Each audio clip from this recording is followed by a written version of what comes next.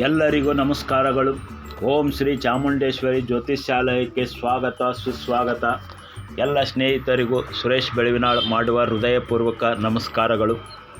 ಇಂದಿನ ಜ್ಯೋತಿಷ್ಯ ವಿಷಯದಲ್ಲಿ ಸೂರ್ಯದೇವನು 16/12/2024 ತಾರೀಕು ವೃಶ್ಚಿಕ ರಾಶಿಯಿಂದ ಧನುಸು ರಾಶಿಗೆ ಪ್ರವೇಶ ಮಾಡುತ್ತಾನೆ. ಸೂರ್ಯನು ಧನುಸು ರಾಶಿಯಲ್ಲಿ ಇರುವುದರಿಂದ ಧನುರ್ಮಾಸ ಪ್ರಾರಂಭವಾಗುತ್ತದೆ. ಸೂರ್ಯನು ಎಲ್ಲ ರಾಶಿಗಳನ್ನು ಸುತ್ತಿ ಗುರುವಿನ ಮನೆಗೆ ಪ್ರವೇಶ ಮಾಡುತ್ತಾನೆ. ಇದರಿಂದ ಸೂರ್ಯನು ಗುರುಗಳ ಸೇವೆ ಮಾಡುವುದರಿಂದ, ಗುರುಗಳ ಪೂಜೆ ಮಾಡುವುದರಿಂದ, ಸೂರ್ಯನು ಧನುರ್ಮಾಸದಲ್ಲಿ ಗುರುವಿನ ಮನೆಯಲ್ಲಿ ಇರುವುದರಿಂದ ಎಲ್ಲ ದೇವತೆಗಳು ಮೊದಲು ವಿಘ್ನೇಶ್ವರನ ಪೂಜೆ ಮಾಡಿ, ಆ ನಂತರ ನವಗ್ರಹಗಳು, ಅದರಲ್ಲಿ ಮೂಲ ಸೂರ್ಯನನ್ನು ಪೂಜೆ ಮಾಡಿ, ಇದರಿಂದ ಎಲ್ಲ ದೇವತೆಗಳು ಪೂಜೆ ಮಾಡಿ ಶುಭ ಕಾರ್ಯಗಳನ್ನು ಪ್ರಾರಂಭ ಮಾಡುತ್ತಾರೆ.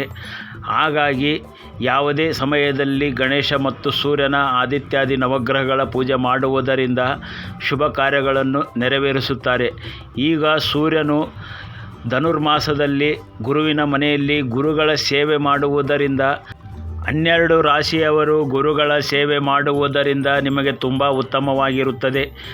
ಬೆಳಗ್ಗೆ ಬ್ರಾಹ್ಮಿ ಮುಹೂರ್ತದಲ್ಲಿ ಅಶ್ವತ್ಥ ಮರದ ಹತ್ತಿರ ಪ್ರದಕ್ಷಿಣೆ ಹಾಕುವುದು, ದೀಪ ಹಚ್ಚಿ ಬರುವುದು, ಅಲ್ಲಿ ಕುಳಿತು ವಿಷ್ಣು ನಾರಾಯಣ ಅಷ್ಟೋತ್ತರ ಮಂತ್ರ ಹೇಳುವುದು, ವಿಷ್ಣು ನಾರಾಯಣ ಜಪ ಮಾಡುವುದು, ಗುರುಗಳ ಮಂತ್ರ ಹೇಳುವುದು, ಇದರಿಂದ ನಿಮಗೆ ತುಂಬ ಉತ್ತಮವಾಗಿರುತ್ತದೆ. 12 ರಾಶಿಯವರು ಪ್ರತಿನಿತ್ಯ ಮನೆಯಲ್ಲಿಯೇ ಪೂಜಾ ಕಾರ್ಯಕ್ರಮಗಳನ್ನು ಮಾಡುವುದು, ಹಾಗೆಯೇ ನೀವು ನಿಮ್ಮ ಕೆಲಸಕ್ಕೆ ಪ್ರತಿನಿತ್ಯ ಯಾವ ರೀತಿ ಹೋಗುತ್ತೀರಿ ಅದೇ ರೀತಿ ಹೋಗುವುದರಿಂದ ಯಾವುದೇ ಸಮಸ್ಯೆ ಇಲ್ಲ. ಬೆಳಗ್ಗೆ ಬೇಗನೆ ಎದ್ದು ನೀವು ನಿಮ್ಮ ನಿತ್ಯ ಕರ್ಮ ಸಂಧ್ಯಾ ವಂದನೆ ಮಾಡಿಕೊಂಡು ಪೂಜೆ ಪುನಸ್ಕಾರಗಳನ್ನು ಮಾಡಿಕೊಂಡು ನೀವು ಕೆಲಸಕ್ಕೆ ಹೋಗುವುದರಿಂದ ಗುರು ಮತ್ತು ನಾರಾಯಣ ಲಕ್ಷ್ಮೀನಾರಾಯಣನಿಂದ ನಿಮಗೆ ತುಂಬ ಶುಭ ಫಲ ಬರುತ್ತದೆ. ನಿಮ್ಮ ಜಾತಕದಲ್ಲಿ ಗುರು ಏನಾದರೂ ದುಸ್ಥಾನದಲ್ಲಿ ನೀಚ ಸ್ಥಾನದಲ್ಲಿ ಇದ್ದರು ಮತ್ತು ಸೂರ್ಯನು ನೀಚ ಸ್ಥಾನ ದುಸ್ಥಾನದಲ್ಲಿದ್ದರೆ ಈ ತಿಂಗಳು ನೀವು ಗುರುವಿನ ಮತ್ತು ಸೂರ್ಯನ ಆರಾಧನೆ ಮಾಡುವುದರಿಂದ ನಿಮಗೆ ತುಂಬ ಉತ್ತಮವಾಗಿರುತ್ತದೆ, ತುಂಬ ಶುಭ ಫಲ ಬರುತ್ತದೆ. ನಿಮ್ಮ ಮಕ್ಕಳಿಗಾಗಿ ಮದುವೆಗಾಗಿ ಹುಡುಕಾಟ ಮಾಡುತ್ತಿದ್ದರೆ, ಮದುವೆಯಲ್ಲಿ ಅಡೆತಡೆಗಳು ಇದ್ದರೆ ಅವು ನಿವಾರಣೆ ಆಗುವಂತಹ ಯೋಗ ಭಾಗ್ಯ ಗುರುವಿನಿಂದ ಇರುತ್ತದೆ. ನೀವು ಯಾವುದೇ ಕೆಲಸ ಕಾರ್ಯದಲ್ಲಿ ಕಿರಿಕಿರಿ ಸಮಸ್ಯೆ, ಕೆಲಸ ಸರಿಯಾಗಿ ಇಲ್ಲ, ಇದರಿಂದ ನೀವು ಶುಭ ಫಲ ಪಡೆಯಲು ಗುರುವಿನಿಂದ ನಿಮಗೆ ತುಂಬ ಉತ್ತಮವಾಗಿರುತ್ತದೆ. ಇನ್ನೂ ಹೆಚ್ಚಿನ ಕೆಲಸಕ್ಕೆ ಹೋಗುವಂತಹ ಯೋಗ ಭಾಗ್ಯ ಗುರು ನಿಮಗೆ ದಯಪಾಲಿಸುತ್ತಾನೆ.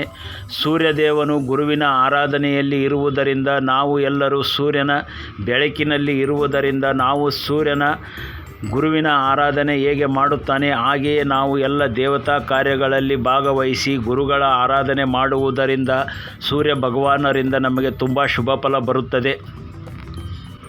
ನಮ್ಮ ಕೆಲಸ ಕಾರ್ಯದಲ್ಲಿ, ವ್ಯಾಪಾರ ಉದ್ಯೋಗದಲ್ಲಿ ಅಭಿವೃದ್ಧಿ ಬರಲು ಗುರುವಿನಿಂದ ನಮಗೆ ತುಂಬ ಶುಭ ಫಲ ಬರುತ್ತದೆ. ಸೂರ್ಯದೇವನ ಆರಾಧನೆ ಮಾಡುವುದರಿಂದ ನಿಮ್ಮ ತಂದೆಯಿಂದ ಭಾಗ್ಯದಲ್ಲಿ ಅಭಿವೃದ್ಧಿ ಬರುವಂತಹ ಸಾಧ್ಯತೆ ಇರುತ್ತದೆ. ನಿಮ್ಮ ತಂದೆಗೆ ಸಣ್ಣ ಪುಟ್ಟ ಆರೋಗ್ಯದ ಸಮಸ್ಯೆ ಇದ್ದರೂ ಅವು ನಿವಾರಣೆಯಾಗುವಂತಹ ಯೋಗ ಭಾಗ್ಯ ಸೂರ್ಯನಿಂದ ಇರುತ್ತದೆ. ನಿಮ್ಮ ಮಕ್ಕಳು ಸರಿಯಾಗಿ ವಿದ್ಯಾಭ್ಯಾಸದಲ್ಲಿ ಸಣ್ಣ ಪುಟ್ಟ ಸಮಸ್ಯೆ ಇದ್ದರೆ ಅವು ನಿವಾರಣೆಯಾಗುವಂತಹ ಯೋಗ ಭಾಗ್ಯ ಸೂರ್ಯನಿಂದ ಇರುತ್ತದೆ. ನಿಮ್ಮ ಸ್ನೇಹಿತರಿಂದ ಪ್ರೀತಿ ಬಾಂಧವ್ಯ ಸಿಗುವಂತಹ ಯೋಗ ಭಾಗ್ಯ, ನೀವು ಏನಾದರೂ ಪ್ರೀತಿ ಪ್ರೇಮದಲ್ಲಿ ಇದ್ದರೆ ಅದರಲ್ಲಿ ಜಯ ಸಾಧಿಸುವಂತಹ ಯೋಗ ಭಾಗ್ಯ ಸೂರ್ಯನಿಂದ ಇರುತ್ತದೆ. ನೀವು ರಾಜಕೀಯ ಕ್ಷೇತ್ರದಲ್ಲಿ ಇದ್ದರೆ ಅದರಲ್ಲಿ ನಿಮ್ಮ ನಾಯಕರಿಂದ ನಿಮಗೆ ಉತ್ತಮವಾಗಿರುತ್ತದೆ. ನಿಮ್ಮ ಲಾಭದಲ್ಲಿ ಅಭಿವೃದ್ಧಿ ಬರುವಂತಹ ಸಾಧ್ಯತೆ ಗುರುವಿನಿಂದ ಇರುತ್ತದೆ.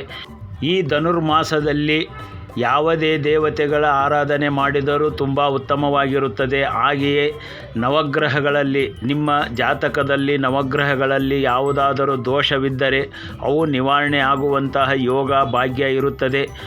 ನಾವು ಎಲ್ಲ ರಾಶಿಯವರು ಗುರುಗಳ ಆರಾಧನೆ, ನಾರಾಯಣ ಲಕ್ಷ್ಮೀನಾರಾಯಣ ಆರಾಧನೆ ಮಾಡುವುದರಿಂದ ಜಾತಕದಲ್ಲಿ ಯಾವುದೇ ದೋಷವಿದ್ದರೂ ಅವು ನಿವಾರಣೆ ಆಗುವಂತಹ ಯೋಗ ಭಾಗ್ಯ ಗುರುವಿನಿಂದ ಇರುತ್ತದೆ. ಗುರುವಿನ ಆಶೀರ್ವಾದ ಒಂದು ಇದ್ದರೆ ಯಾವುದೇ ದೋಷ ಇದ್ದರೂ ನಿವಾರಣೆ ಆಗುವಂತಹ ಯೋಗ ಭಾಗ್ಯ ಗುರುವಿನಿಂದ ಇರುತ್ತದೆ. ಗುರುವಿಗೆ ಅಷ್ಟು ಶಕ್ತಿ ಇರುವುದರಿಂದ ನಾವು ಎಲ್ಲರೂ ಗುರುಗಳ ಆರಾಧನೆ ಮಾಡುವುದು, ಲಕ್ಷ್ಮೀನಾರಾಯಣನ ಆರಾಧನೆ ಮಾಡುವುದರಿಂದ ನಮ್ಮ ಜಾತಕದಲ್ಲಿ ಯಾವುದೇ ಸಮಸ್ಯೆ ಇದ್ದರೂ ಅವು ನಿವಾರಣೆ ಆಗುವಂತಹ ಯೋಗ ಭಾಗ್ಯ ಇರುತ್ತದೆ. ಧನುರ್ಮಾಸದಲ್ಲಿ ನಾವು ಯಾವುದೇ ಪೂಜಾ ಕಾರ್ಯಕ್ರಮಗಳನ್ನು ಮಾಡಿದರೆ ಕೋಟಿ ಪುಣ್ಯ ಬರುತ್ತದೆ ಅಂತ ಶಾಸ್ತ್ರದಲ್ಲಿ ತಿಳಿಸಿದ್ದಾರೆ.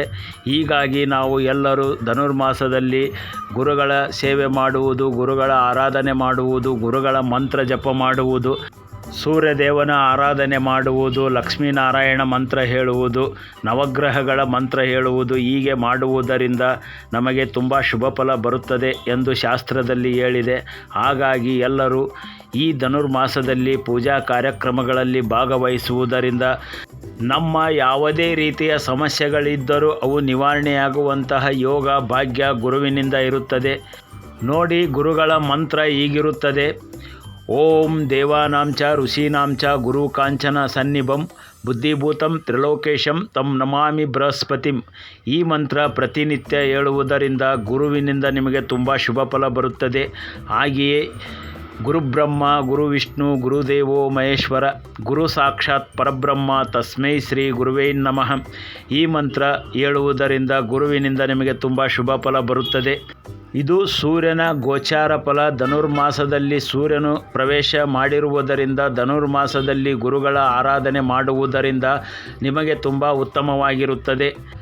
ಎಲ್ಲರಿಗೂ ಗುರುಗಳು ಮತ್ತು ಸೂರ್ಯದೇವನು ಮತ್ತು ಲಕ್ಷ್ಮೀನಾರಾಯಣ ಎಲ್ಲರಿಗೂ ಸುಖ, ಸಂಪತ್ತು, ಆಯಸ್ಸು, ಆರೋಗ್ಯ ಕರುಣಿಸಲಿ ಎಂದು ನಾವು ಬೇಡಿಕೊಳ್ಳುತ್ತೇವೆ ಮತ್ತು ಪ್ರಾರ್ಥಿಸುತ್ತೇವೆ.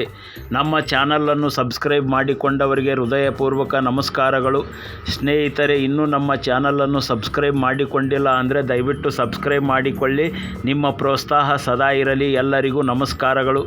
ನಮ್ಮ ಆರಾಧ್ಯ ದೇವಿ ಶ್ರೀ ತಾಯಿ ಚಾಮುಂಡೇಶ್ವರಿ ತಾಯಿಯ ಆಶೀರ್ವಾದ ಎಲ್ಲರಿಗೂ ಇರಲಿ, ಎಲ್ಲರಿಗೂ ಒಳ್ಳೆಯದನ್ನೇ ಮಾಡಲಿ ಎಂದು ನಾವು ಬೇಡಿಕೊಳ್ಳುತ್ತೇವೆ ಮತ್ತು ಪ್ರಾರ್ಥಿಸುತ್ತೇವೆ.